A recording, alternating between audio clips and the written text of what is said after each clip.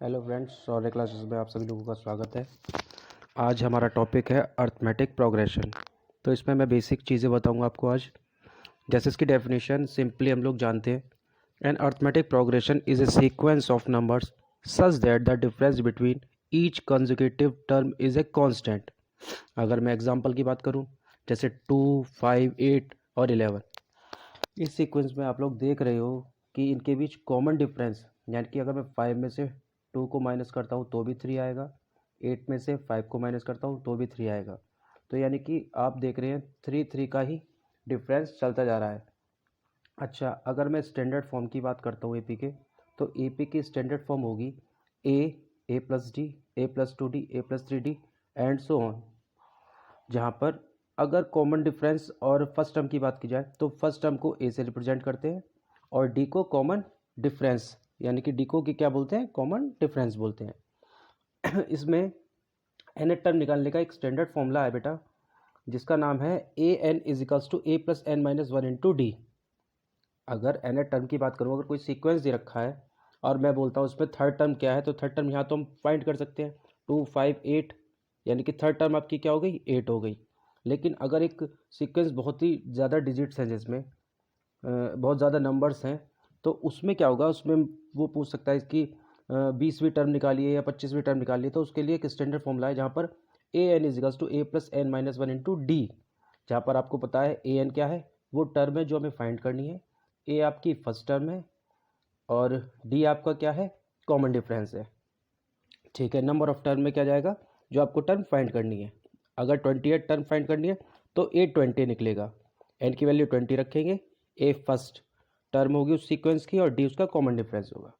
इसी तरीके से इसी 10th क्लास में जो क्वेश्चन आते हैं उसके according sum of first n term भी पूछा जाता है, जिसका स्टैंडर्ड फॉर्मूला है S n, sum of n terms क्या होगा, n/2 twice a plus n minus 1 into d, जहाँ पर सेम एन क्या है, नंबर ऑफ टर्म्स है, ए आपका फर्स्ट टर्म और डी आपका कॉमन डिफरेंस।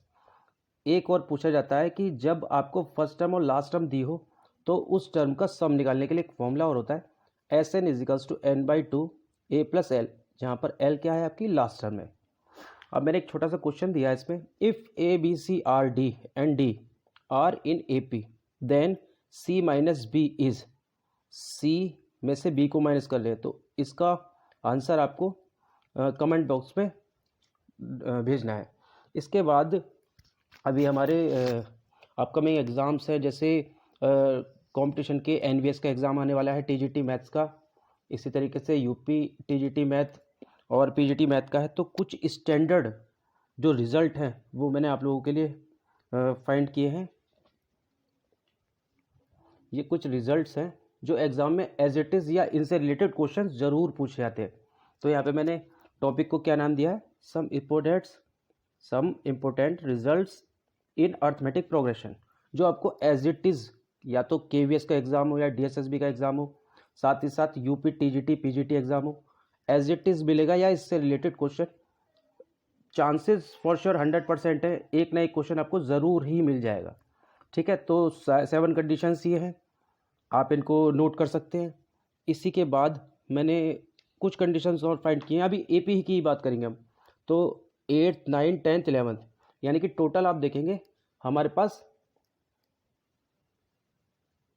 11 कंडीशंस हैं और भी, बट फिलहाल यही अवेलेबल है मेरे पास। जिसमें 8th टर्म वाला जो 8th वाला टॉपिक है, ये कई बार आ चुका है पेपर में एज इट इज़, डीएसएसबी में आ चुका है ये क्वेश्चन। और ये जितने भी 11 कंडीशंस हैं या जिनको हम इम्पोर्टेंट रिजल्ट बोलेंगे, आपको एज इट इज़ मिलेंगे ही मिलेंगे एग्ज़ाम में, ये मान के चलिए। तो 11 स्टैंडर्ड जो रिज़ल्ट है उनको याद करने समझने में आपको 1 नंबर तो मिलना ही मिलना है। तो इसलिए इन सभी को आप नोट कर लीजिए। इनसे रिलेटेड मैं क्वेश्चन जो डीएसएसबी या केवीएस या एनवीएस में आए हुए हैं वो आप लोगों को ज़रूर शेयर करूँगा। Thank you.